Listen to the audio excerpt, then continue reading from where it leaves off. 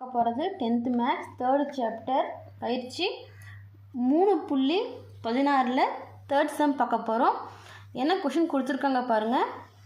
y = x² + x இன் வரைபடம் வரைந்து x² + 1 = 0 என்ற சமன்பாட்டை தீர்க்க. நமக்கு பாருங்கள் yன்னு ஒரு சமன்பாடு கொடுத்துருக்காங்களா. இந்த சமன்பாடுக்கான வரைபடம் வரையணும்னா ஃபஸ்ட்டு என்ன பண்ண நம்ம அட்டவணை தயாரிக்கணும். சரிங்களா. அட்டவணை தயாரித்ததுக்கப்புறம் புள்ளிகள் கண்டுபிடிச்சி கிராஃபில் மென்ஷன் பண்ணணும். அது கண்டுபிடிச்சதுக்கப்புறம் நமக்கு இன்னொரு சமன்பாடு கொடுத்துருக்காங்க பார்த்தீங்களா. இந்த சமன்பாட்டை தீர்க்கணும்னா இதுக்கான அட்டவணை கண்டுபிடிச்சி நேர்கோடு ஆல்ரெடி நம்ம கண்டுபிடிச்ச சமன்பாட்டில் இருக்கிற புள்ளிகள் கூட இணைக்கும் போது நமக்கு கிடைக்கும் பார்த்தீங்களா புள்ளிகள், அதுதான் இதுக்கான தீர்வு. சரிங்களா. நீங்கள் ஒரு சமன்பாடு கண்டுபிடிச்சிட்டு ட்ரா பண்ணிவிட்டு மறுபடியும் இன்னொரு சமன்பாடு கண்டுபிடிச்சிட்டு அதுக்கப்புறம் நேர்கோடு வரைஞ்சாலும் சரி, இல்லை வளைவரையும் நேர்கோட்டையும் ஒன்றா வரைஞ்சிக்கிட்டாலும் சரி, ஃபஸ்ட்டு கண்டுபிடிக்கிறோம் பார்த்தீங்களா, அதுக்கான புள்ளிகளை மென்ஷன் பண்ணுறதை வளைவரைன்னு சொல்லுவாங்க.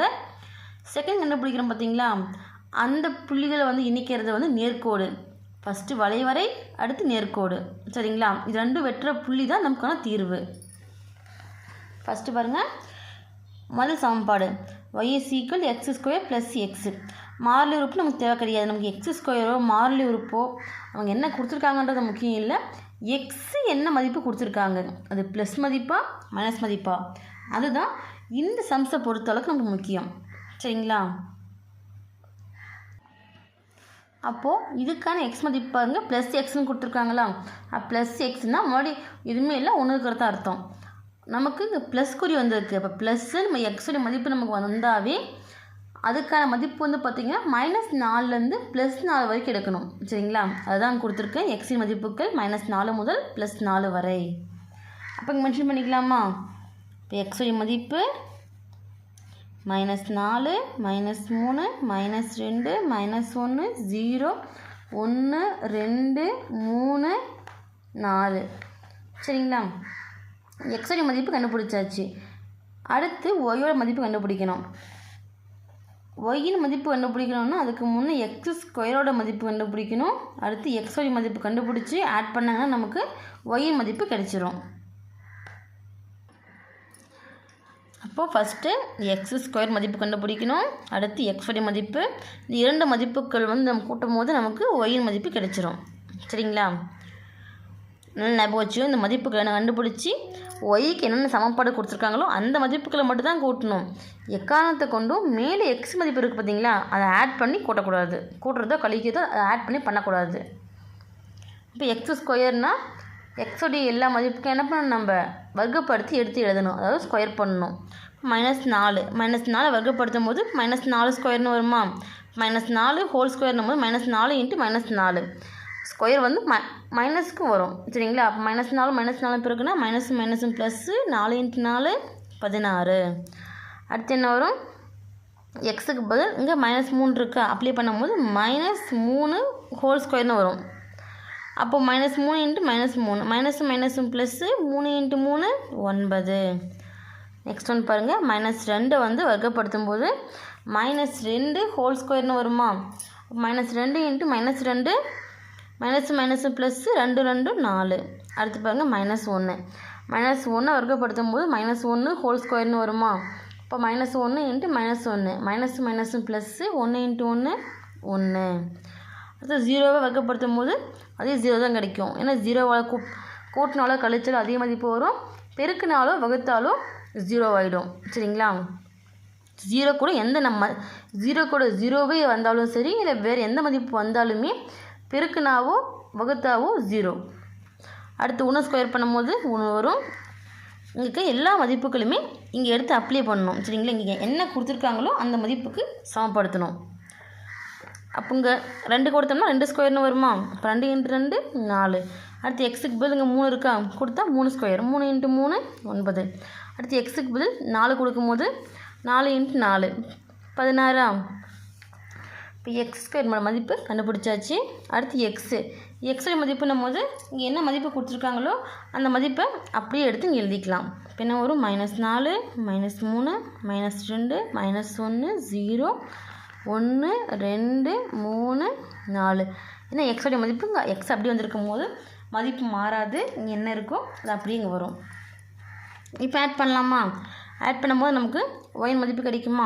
+16 -4 ப்ளஸ் இன்ட்டு மைனஸ் அப்போ கழிக்கணும். கழிச்சா என்ன வரும்? 16 4 போயிடுச்சுன்னா 12. பெரிய எண்ணுக்கான குறி ப்ளஸ்ன்றதுனால +12. அடுத்து பாருங்கள் 9 இருக்குது -3 இருக்குது. 9லேருந்து 3 கழிச்சிட்டோம்னா 6. பெரிய எண்ணுக்கான குறி ப்ளஸ்ன்றதுனால +6. அடுத்து 4 இருக்குது -2 கழிச்சா என்ன வரும்? 2. பெரிய எண்ணுக்கான குறி ப்ளஸ்ன்றதுனால +2. +1 -1 இப்போ கேன்சல் ஆகிடுச்சுன்னா அங்கே 0 ஆகிடும். அடுத்து 0 0 அப்போ இங்கே 0 தான் வரும். 1 1 கூட்டினா 2 4 2 கூட்டினா 6.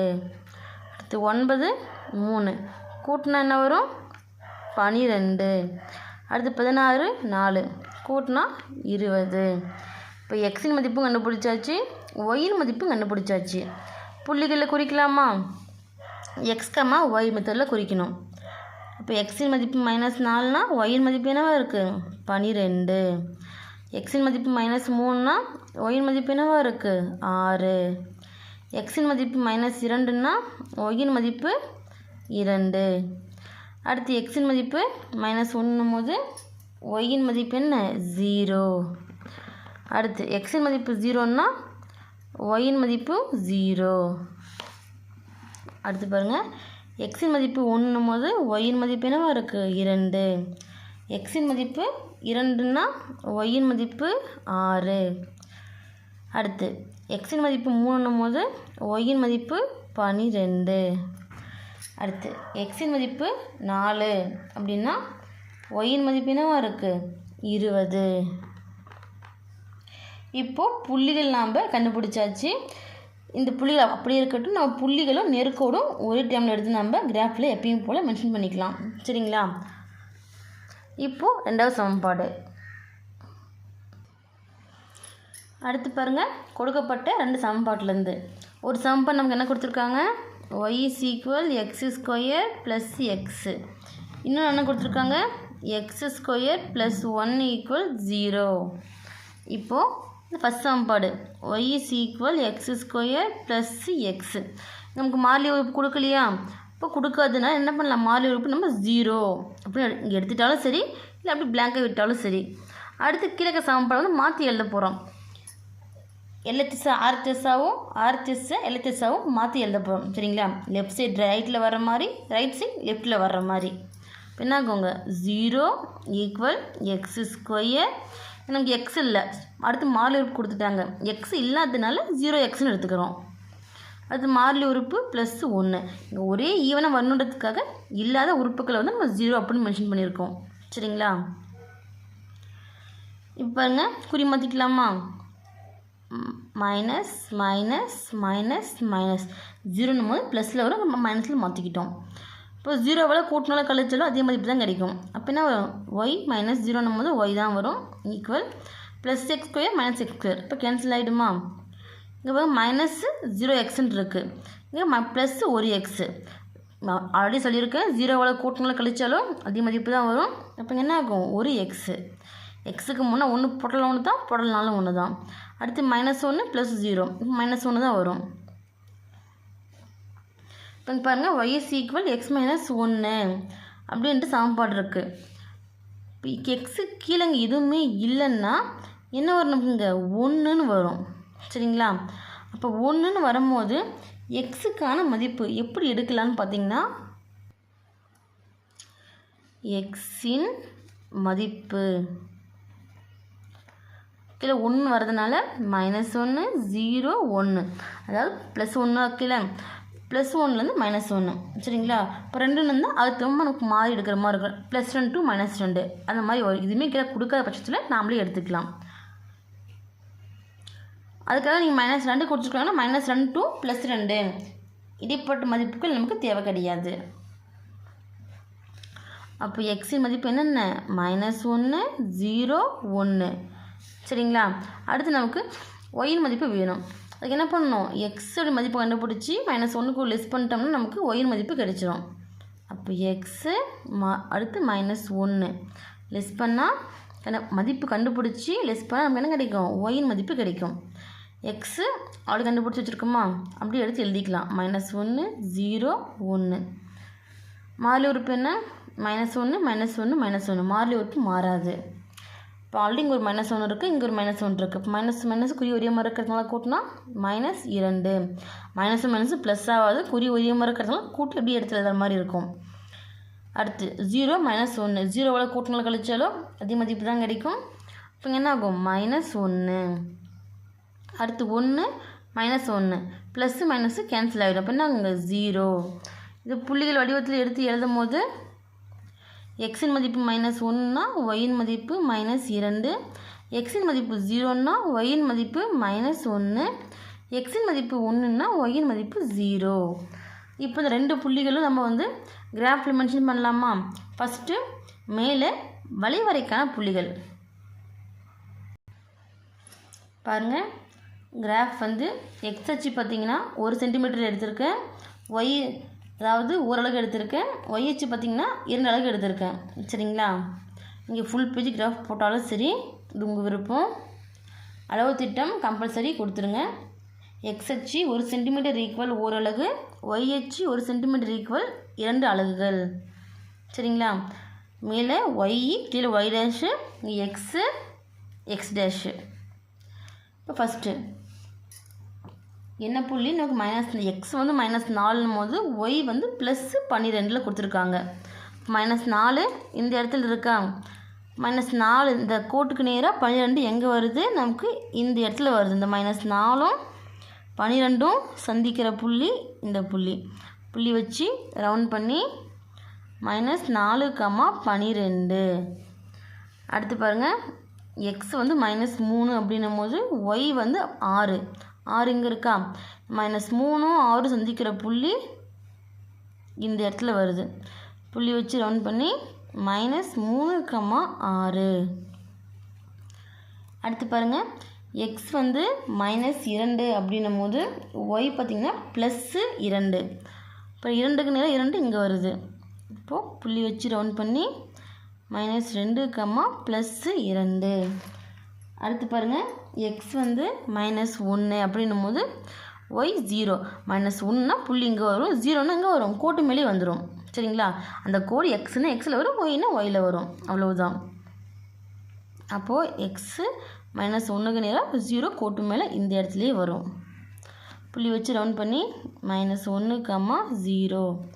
அடுத்து 0, 0. இப்போ 0, 0னா எக்ஸும் ஒய் 0, 0 சேர்றது இந்த புள்ளி. சென்டர்லேயே புள்ளி வச்சு 0, 0. சரிங்களா? அடுத்து பாருங்கள், எக்ஸு 1ன்னும் போது ஒய் வந்து 2. 1க்கு நேரம் 2 இந்த இடத்துல வருமா? புள்ளி வச்சு ரவுண்ட் பண்ணி 1, 2. அடுத்து எக்ஸ் 2ன்னா ஒய் 6. இப்போ எக்ஸுக்கு நேரம் 6 எங்கே இருக்குது? இந்த இடத்துல இருக்குது. இப்போ 2 சந்திக்கிற புள்ளிக்கு நேரம் மார்க் பண்ணி 2, 6. அடுத்து எக்ஸு 3ன்னா ஒய் வந்து 12. 3க்கு நேராக 12 எங்கே வருது? இந்த இடத்துல வருதா? புள்ளி வச்சு ரவுண்ட் பண்ணி 3, 12.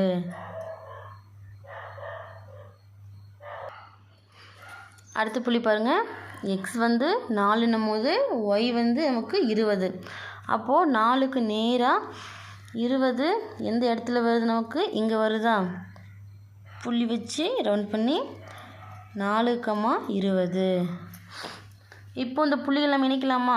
ஸ்கேலை வச்சு யூஸ் பண்ணக்கூடாது, முடிஞ்ச அளவு கையிலே போடுங்க. கோடு வந்து இப்படி புள்ளியிலேருந்து ஆரம்பிக்கக்கூடாது, புள்ளிக்கு மேலே வர்ற கொஞ்சம் மேலே வரணும். சரிங்களா? ஓரளவுக்கு நேராக வர்ற மாதிரி கையிலே கோடு போட்டுக்கோங்க.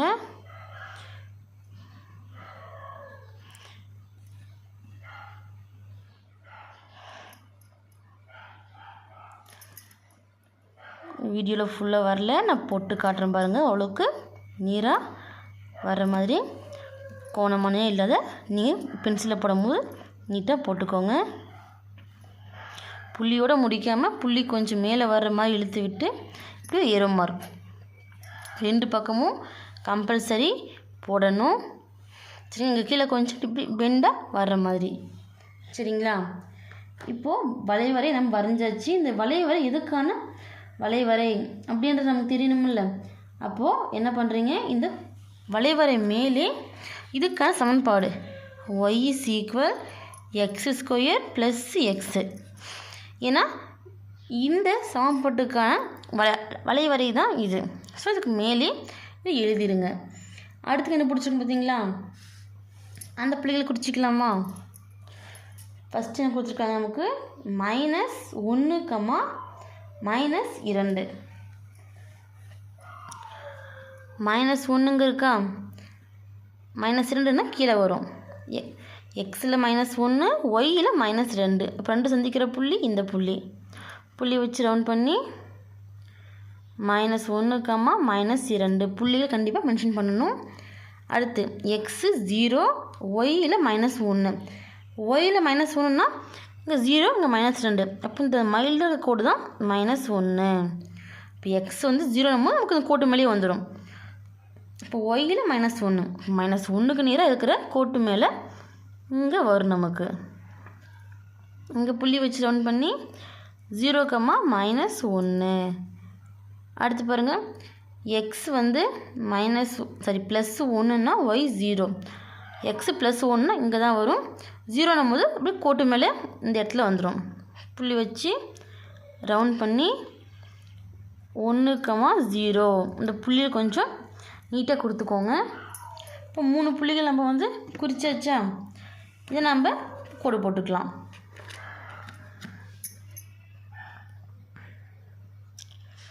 கோடு வந்து புள்ளியோடு முடிக்கக்கூடாது. புள்ளி கொஞ்சம் மேலே கீழே வர்ற மாதிரி கொஞ்சம் பெருசாகவே போடுங்க தாராளமாக. சரிங்க, நீட்டாக போட்டுக்கோங்க. 0 மார்க். இப்போ நேர்கோடு போட்டாச்சா, இந்த நேர்கோடு இதுக்கான நேர்கோடுன்றது நமக்கு தெரியணுமில்ல. இப்போ இதுக்கான சமன்பாடு என்ன பண்ணுறீங்க, இந்த நேர்கோடு மேலே எடுத்து எழுதிக்கணும். எழுதிக்கலாமா? y = x - 1. கொஷினில் கொடுத்துருக்கு பார்த்தீங்களா, அந்த சமன்பாடு எடுத்து எழுதக்கூடாது. நம்ம y = x - 1 சமன்பாடு எப்பயுமே வளைவரையில் எப்படி எழுதுறாங்க, y = x² + xன்னுட்டு. ஸோ y மென்ஷன் பண்ணி வர மாதிரி நம்ம வந்து இங்கே சமன்பாடு எடுத்து எழுதணும். இங்கே புக்கில் கொடுத்துருக்காங்க பார்த்தீங்களா, x² + 1 = 0. அந்த சமன்பாடு கொடுக்கக்கூடாது. நம்ம ரெண்டுத்தையும் சால்வ் பண்ணி கண்டுபிடிச்ச சமன்பாடு தான் கொடுக்கணும். இப்போது இந்த வளைவரையும் பாருங்கள், இந்த நேர்கோடும் பாருங்கள். எங்கேயாவது வந்து தொட்டு போகுதா, கிடையாது. இது அப்படியே நேராக மேலே இருக்குது. எந்த புள்ளியுமே வந்து வெட்டலை நமக்கு நேர்கோடு. வெட்டாததுனால இதுக்காக தீர்வை நம்ம எப்படி எழுதலாம் அப்படின்னு பார்த்தீங்கன்னா, தீர்வுன்னு கொடுத்துட்டு இப்போ இங்கே தீர்வுக்கு தான் x² + 1 = 0. ஏன்னா இதுக்கான தீர்வு தான் கேட்டிருக்காங்க இந்த இடத்துல. அப்போ x² + 1 = 0 என்ற சமன்பாட்டிற்கு மெய்யெண் தீர்வுகள் இல்லை. ஏன்னா இங்கே பாருங்கள், எங்கேயுமே நமக்கு வெட்டலை. நல்லா புரிஞ்சுக்கோங்க. மேலே வளைவரைக்கான சமன்பாடு எடுத்து எழுதணும். கீழே 2 சமன்பாட்டையும் சால்வ் பண்ணி நம்ம கண்டுபிடிச்சோம் பார்த்தீங்களா, ரெண்டாவது இருக்கிறது நாம் கண்டுபிடிச்சி சமன்பாட்டிலேருந்து வந்த புள்ளிகள். அப்போது அதுக்கான சமன்பாடு தான் நம்ம எடுத்து எழுதணும். ஃபைனலாக தீர்வு வந்து என்ன கொஷின் கொடுத்துருக்காங்க நமக்கு, x² + 1 = 0. இதுக்கான தீர்வு கேட்டிருக்காங்களா, இதுக்கு மெய்யெண் தீர்வு கிடையாது. அவ்வளோதான்.